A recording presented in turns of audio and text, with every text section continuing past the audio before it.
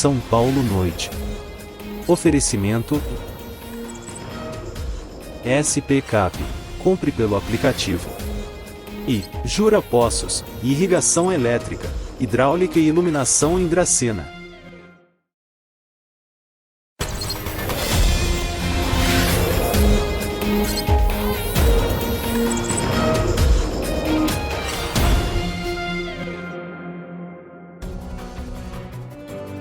Boa noite, começa agora o São Paulo Noite desta sexta-feira, dia 9 de outubro. Vamos às notícias, com destaque para o velório do médico Diego Ralph Bonfim, um dos ortopedistas assassinados a tiros numa ação criminosa no Rio de Janeiro.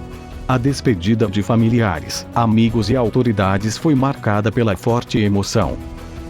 Ele era um menino engraçado, alegre, divertido. Ele estava na melhor fase da vida dele.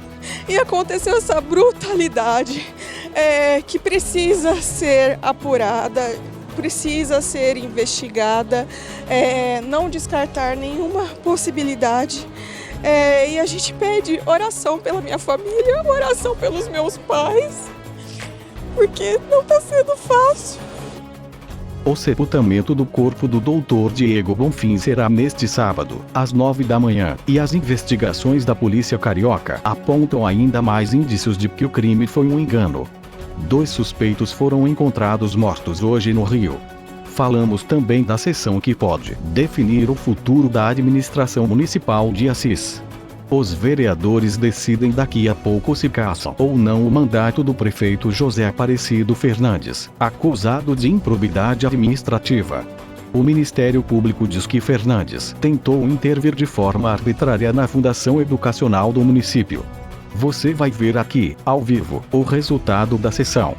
Já em Prudente, a prefeitura abriu uma sindicância para investigar uma denúncia feita contra o secretário municipal de esportes, André Domingos. Ele é acusado de pedir um favorecimento pessoal, durante um processo de peneira de atletas de base do futebol prudentino. Em Bauru, a Polícia Civil prende 3 pessoas suspeitas de participar de um esquema de emissão de notas frias que teria gerado mais de R$2 milhões aos investigados. Foram apreendidos 4 carros, além de armas, celulares, notebooks e pendrives. Começa em São José do Rio Preto a edição de número 85 dos Jogos Abertos do Interior. Quase 200 cidades do estado participarão do torneio conhecido popularmente como Olimpíada Caipira. A gente mostra pra você como foi a cerimônia de abertura. E em Botucatu, biólogos correm contra o tempo para salvar animais de uma região de mata antes que a Sabesp termine a obra da barragem do Rio Pardo. Das quase 300 espécies de animais silvestres identificadas na região, 9 estão em risco de extinção. Nós estamos ao vivo com o resumo dos acontecimentos do dia na região e reportagens em tempo real, sempre em busca da preservação do nosso bem maior, a natureza. Eu sou Miguel Oliveira, e o São Paulo Noite começa logo depois do intervalo. Até já!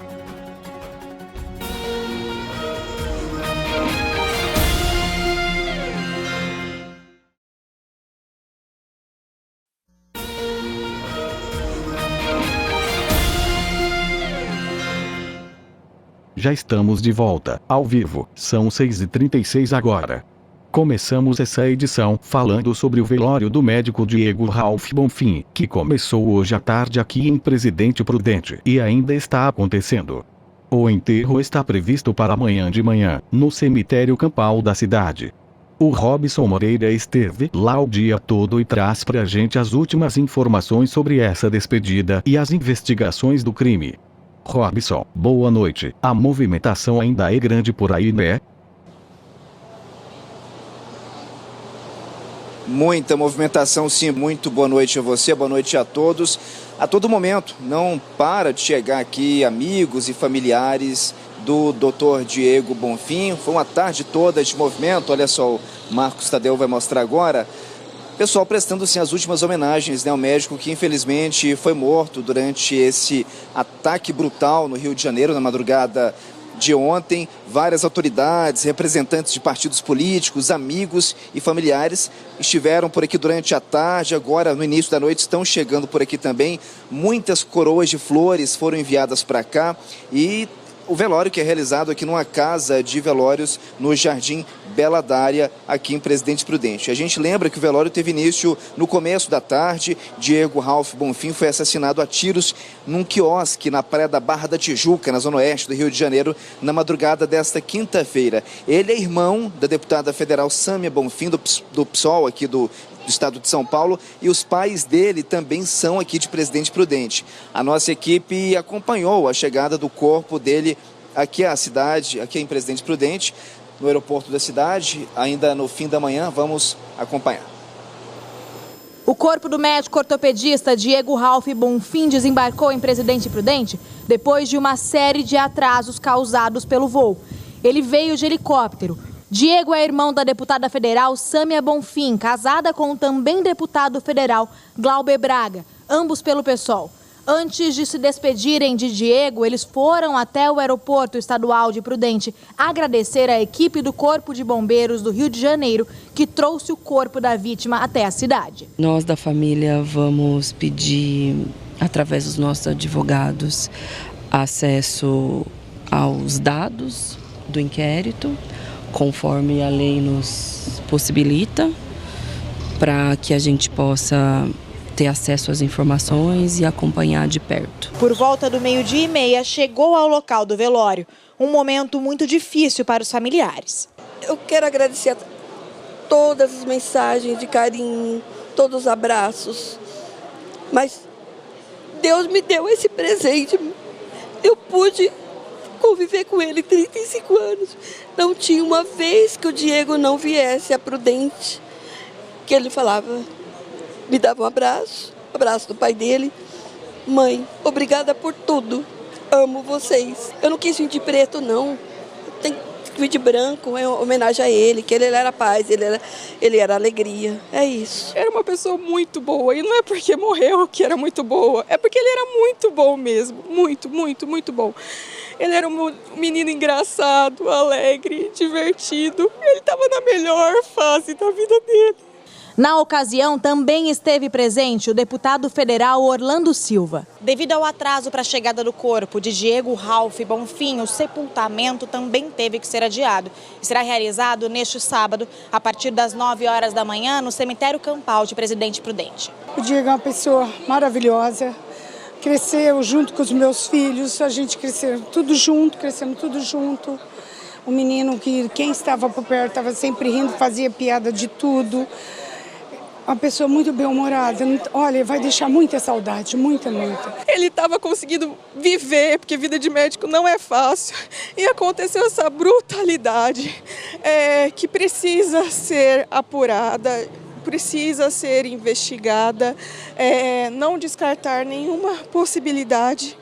E a gente pede oração pela minha família, oração pelos meus pais, porque não está sendo fácil. Pois é, uma sexta-feira muito triste para todo o Oeste Paulista, né? E também estiveram presentes aqui representantes do PSOL, o partido da deputada federal Sâmia Bonfim, que é irmã do médico Diego Bonfim. Eles também falaram sobre esse crime que ocorreu, que infelizmente vitimou a vida do médico e de outros 2 colegas, e cobraram também uma investigação rigorosa sobre esse fato. Vamos acompanhar. O que aconteceu é grave, independentemente da profissão ou dos familiares dos envolvidos. A sociedade brasileira não pode normalizar as mortes do Rio de Janeiro, nem dos médicos e nem das execuções daqueles que estão sendo divulgados até hoje como os mandantes do crime. Execuções não são justiça e não elucidam o crime. O que a gente está assistindo é uma barbárie. Pois é, a gente lembra que o médico Diego Ralph Bonfim, ele foi assassinado durante um ataque na madrugada desta quinta-feira num quiosque na Barra da Tijuca, no Rio de Janeiro. Estava ele e outros 3 médicos, outros 2 profissionais morreram.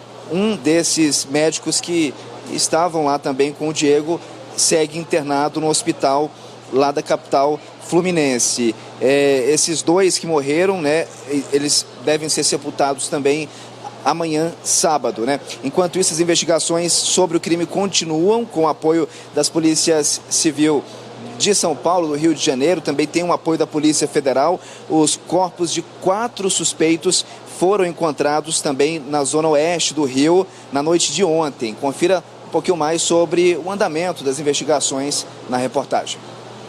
Os 4 corpos foram encontrados dentro de 2 carros na zona oeste do Rio de Janeiro durante a madrugada. Segundo a polícia, 2 são de suspeitos de participação no ataque a tiros contra os médicos. Felipe Mota Pereira, conhecido como Lesque, e Rian Nunes de Almeida. Os outros 2 corpos ainda não foram identificados. De madrugada, agentes fizeram perícia nos carros. A principal linha de investigação é que os médicos foram assassinados por engano. A produção apurou que uma das hipóteses é a de que traficantes queriam assassinar um miliciano. O alvo seria Tailon de Alcântara Pereira Barbosa, que mora perto do quiosque onde estavam os médicos. Ele teria sido confundido com o médico Perseu Ribeiro Almeida. Os investigadores já sabem que depois da repercussão da morte dos médicos, houve uma reunião com alguns suspeitos de participação no crime. A produção apurou ainda que bandidos podem ter mandado matar os assassinos. Isso porque chefes de uma facção criminosa estariam contrariados com a repercussão do caso, já que inocentes foram mortos. Através de uma interceptação telefônica feita pela Polícia Civil, o grupo comentou sobre a localização do suposto alvo que eles queriam executar, o miliciano Tailon. E os atiradores receberam a informação de que ele estaria no quiosque.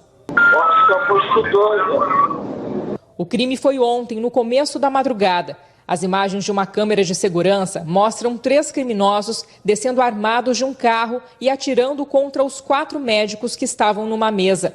Foram cerca de 33 tiros a queima-roupa.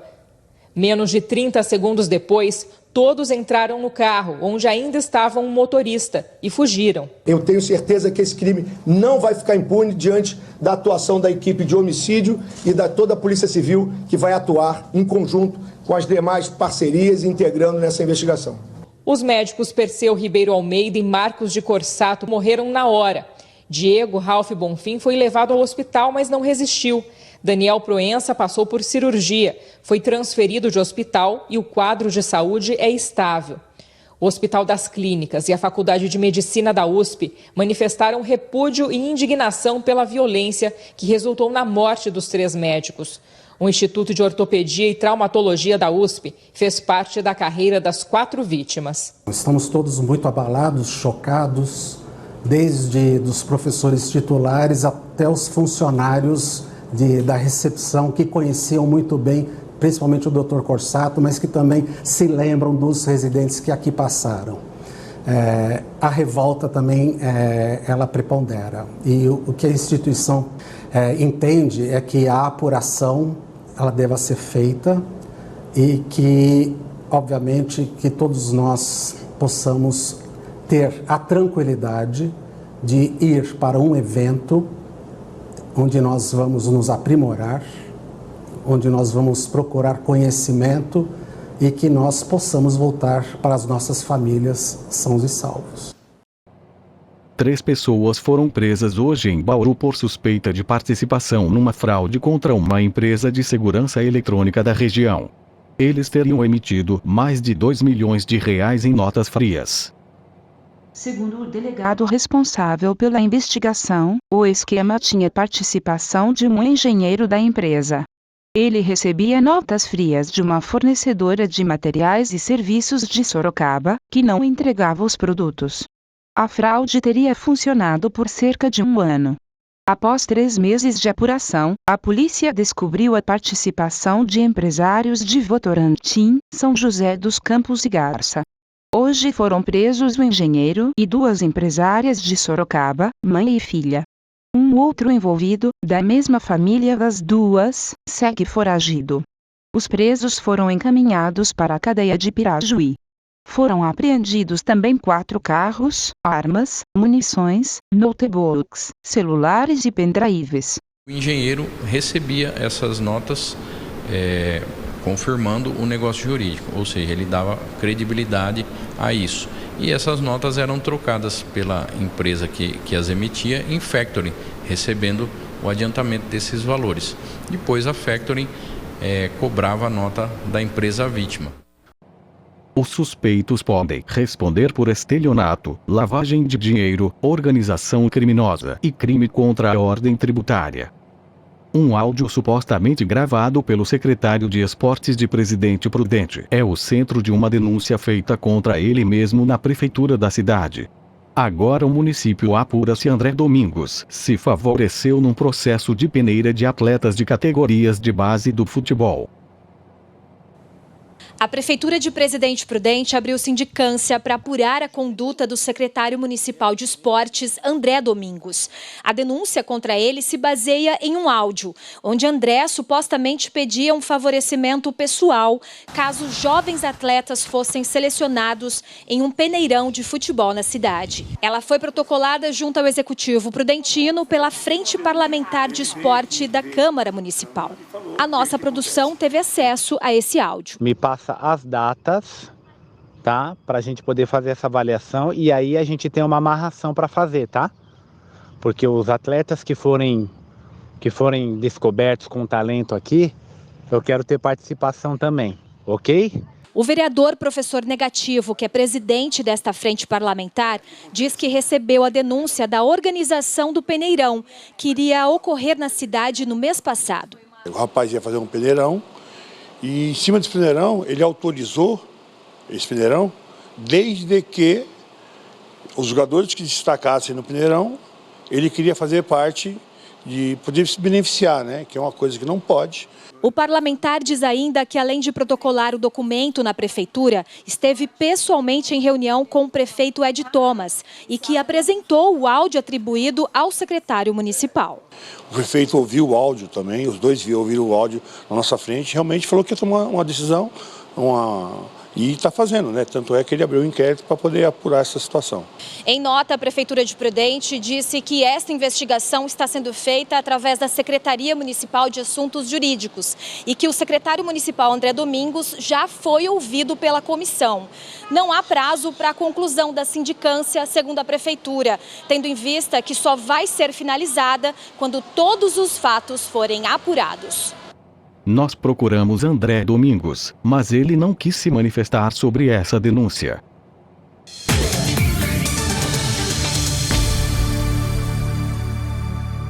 Boa noite, Renan Bonfim, o super-homem do esporte na TV Oeste. Boa noite, Miguel. Boa noite ao pessoal de casa. Começa o nosso bate-papo esportivo falando de um evento tradicionalíssimo para os atletas de todo o interior do estado de São Paulo, incluindo a nossa região. Claro. Ontem rolou a cerimônia de abertura da edição de número 85 dos Jogos Abertos do Interior.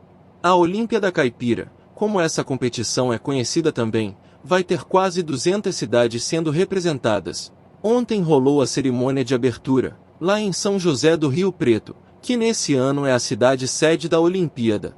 Cerimônia foi muito legal. Vamos ver na reportagem como foi.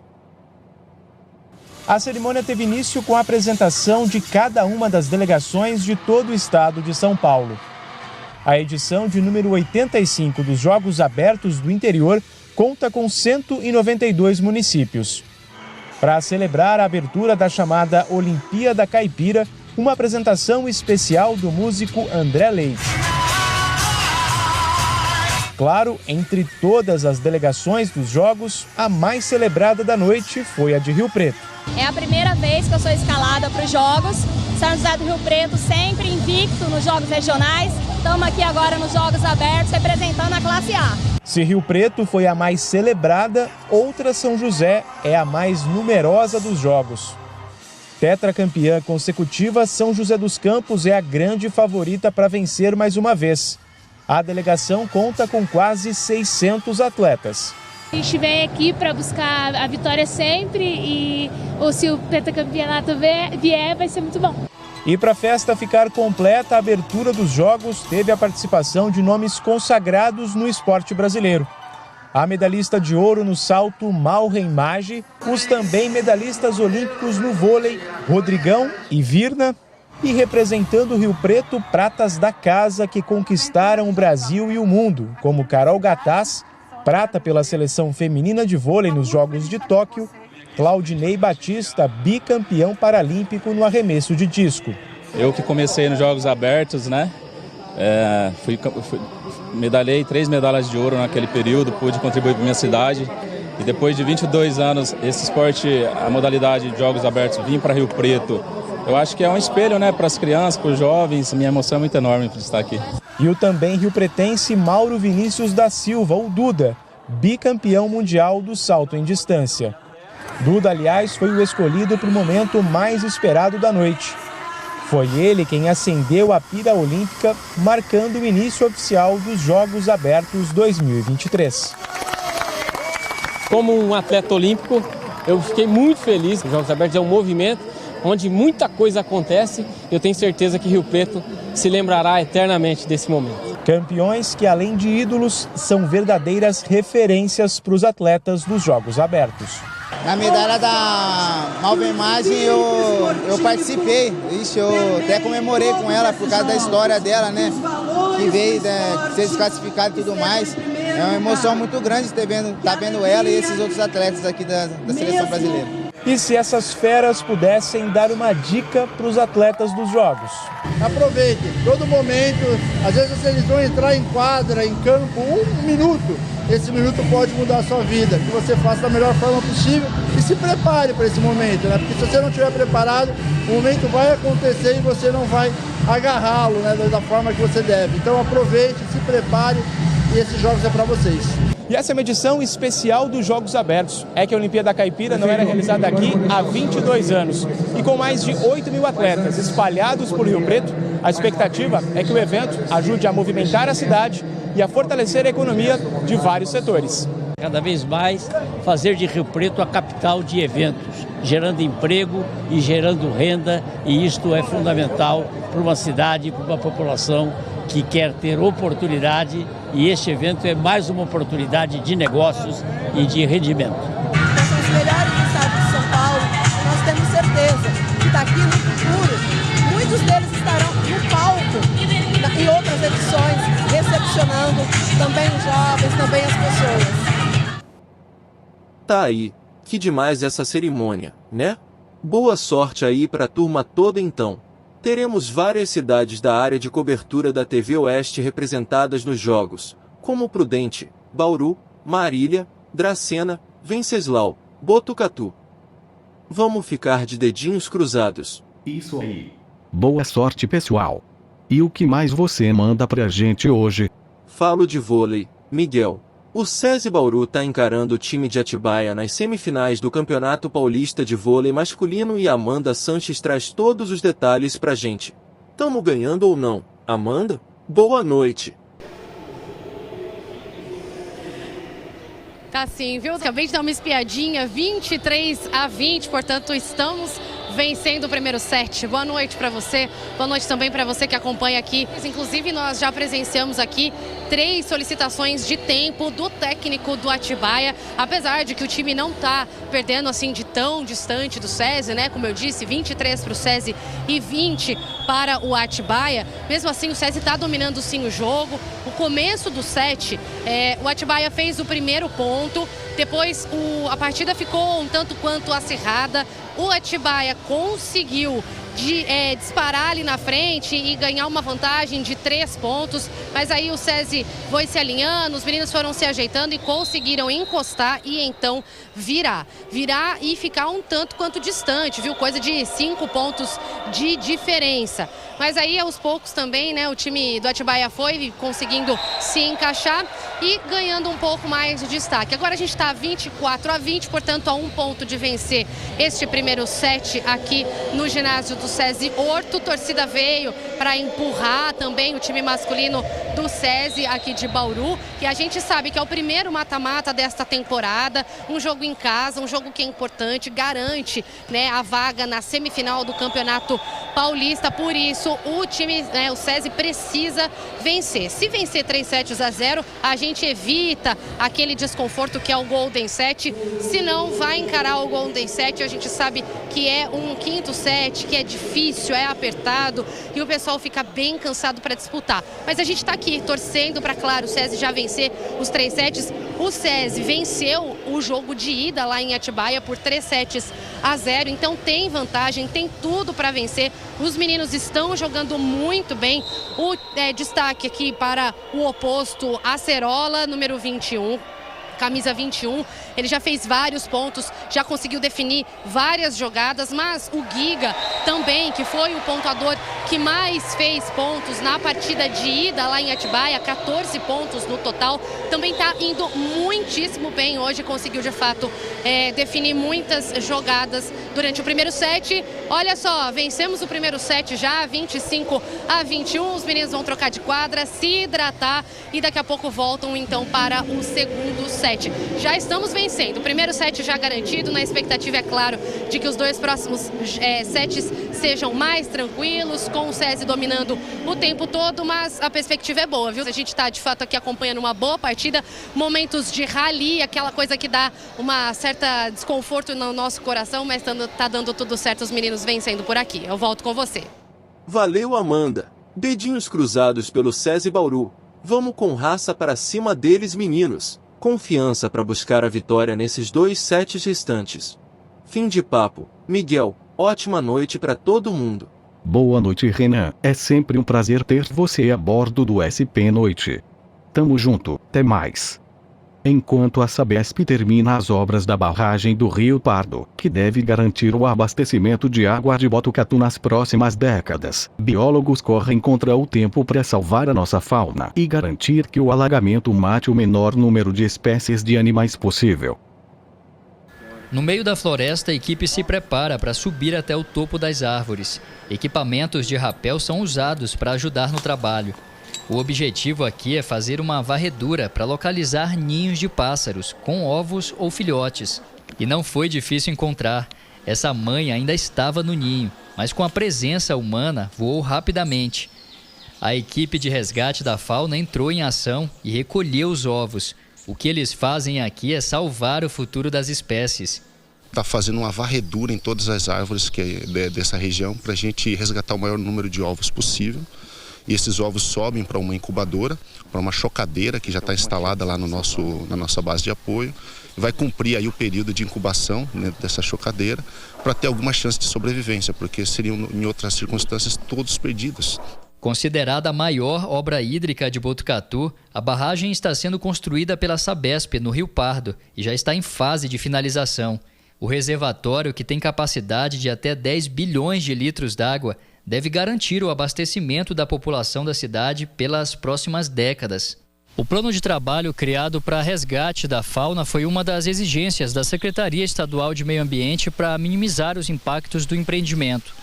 De acordo com um levantamento feito por especialistas, aqui nessa região foram identificadas quase 300 espécies de animais silvestres. Dessas, pelo menos 9 estão em algum grau de ameaça de extinção no Brasil. Essa região já é mapeada como muito relevante para a biodiversidade há décadas. Aqui, quem vem em Botucatu vê, é muito fácil você ver espécies de aves diferentes, né? Aqui é uma região que ocorre lobo-guará, tamanduá-bandeira, né? Ocorre a onça-parda, né? Então, uma área muito importante para a biodiversidade regional. Um centro adaptado com equipe multiprofissional foi montado no canteiro de obras da represa, desde o início da construção. Todos os ovos resgatados da área de inundação devem ficar nesse equipamento, uma chocadeira digital, para que eles possam nascer e depois voltar para a natureza. Tem muita espécie migratória aqui, então não só esse pedaço, mas todos os que estão aqui perto, eles têm uma certa interligação e eles são corredores para esses animais passarem. Apesar do impacto que vai ter essa obra, tem outro nas imediações aqui nessa região, tem muito fragmento conectado. Então, creio eu que com o tempo, o impacto da obra vai ser absorvido. Outros animais silvestres de grande porte já foram resgatados e soltos em áreas seguras. Aqui nesse centro veterinário ficam somente os que estão doentes ou que não têm condições de retornar ao habitat. Esses animais que não estão adaptados ainda, por exemplo, filhotes que precisam de cuidados intensivos, ou quando o animal chega machucado, então ele permanece aqui, nós fazemos todo o atendimento veterinário, todos os exames necessários, até nós conseguirmos destinar esse animal assim que ele estiver apto. Mudas de árvores nativas também foram plantadas no entorno do empreendimento, como parte de revitalização da área. Dos 280 hectares, 130 serão destinados à proteção permanente. Um trabalho conjunto para a preservação da fauna e da flora.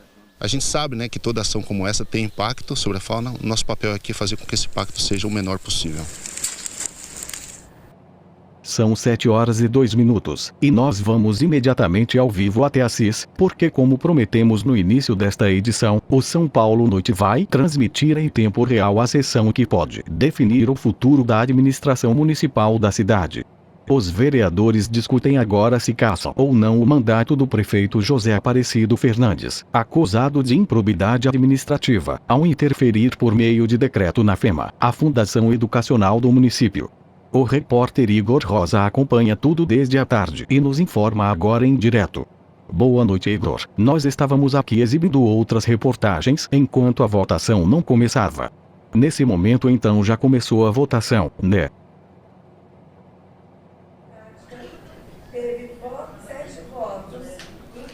Boa noite para você e a todos que estão ligados com a gente. Esta sexta-feira começou agora, inclusive está rolando neste momento a votação que decide o futuro da Prefeitura de Assis. Muitas pessoas estão presentes, até agora são 8 votos não, é isso? 8 votos não, correto? Positivo. 8 votos não, então neste momento já está resolvido, é isso?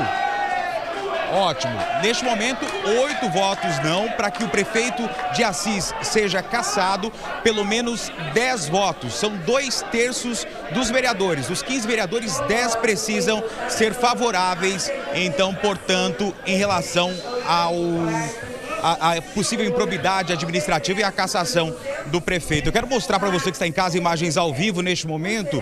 Aqui o plenário está extremamente cheio, lotado, muitas pessoas acompanhando, vieram ver de perto essa votação que é muito importante aqui para o futuro da cidade. Agora, neste momento, começa então a votação da segunda responsabilidade, né? Primeiro voto não. Vale ressaltar então que para que o prefeito José Fernandes seja cassado, 10 dos 15 vereadores precisam ser favoráveis, então, portanto, à cassação. A gente vai continuar acompanhando por aqui, mas antes disso, nós conversamos, antes de começar a votação, com o presidente da comissão processante, que começou no mês de julho e até agora, então, estava aí apurando todas as denúncias em relação a essa possível improbidade administrativa por conta de um decreto da Fundação Educacional do município de Assis. Vamos assistir o que disse, então, o presidente da comissão processante. O prefeito firmou com o Ministério Público um termo de ajustamento de conduta, no qual ele se comprometeu a mandar para a Câmara Municipal um projeto de lei corrigindo ou melhorando a estrutura jurídica da FEMA, e não que editasse um decreto para intervir na instituição da forma como foi feito. E ele infringiu disposto no Decreto-Lei 201/67, né? E que é passível de cassação.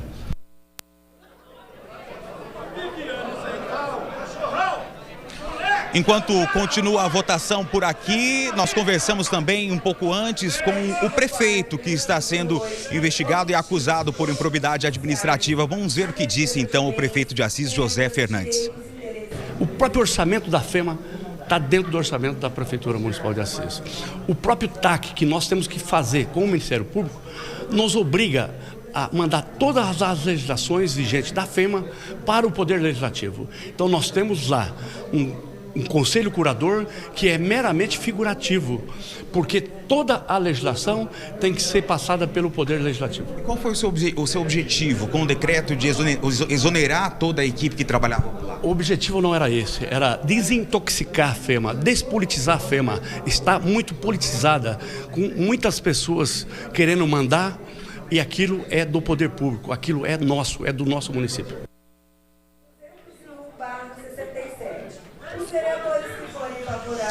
Então agora começa a terceira votação. Neste momento, então, eles começam a votar sobre a cassação.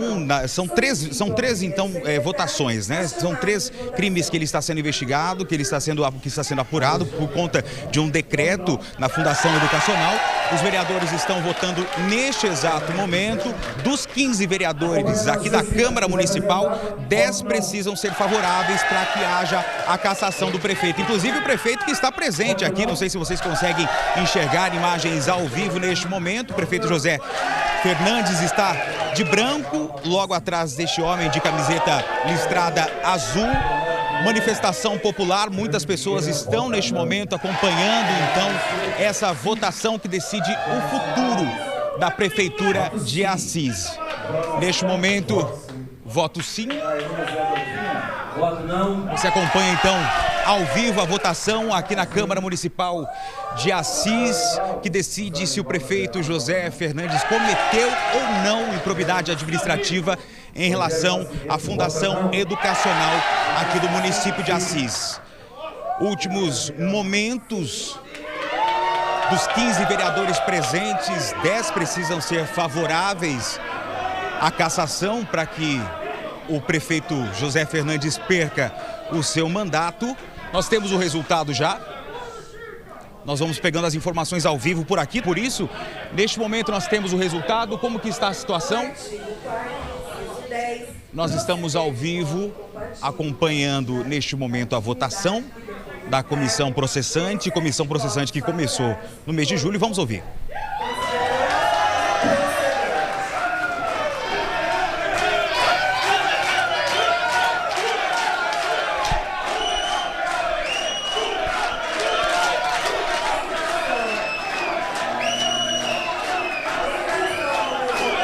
E neste momento, então, nós temos um resultado. Foi improcedente, então, portanto... 10 votos favoráveis dos vereadores em qualquer das infrações descritas. Vamos ouvir.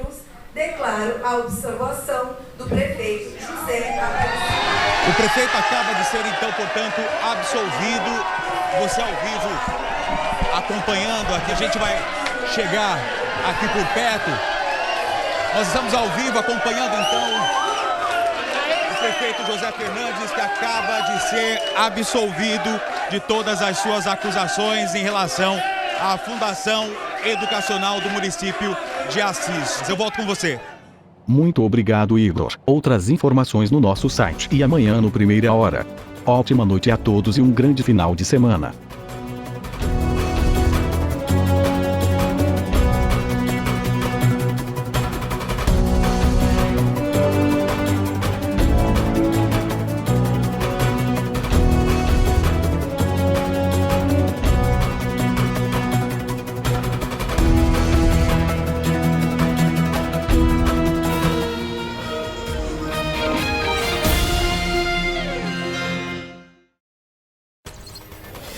São Paulo Noite.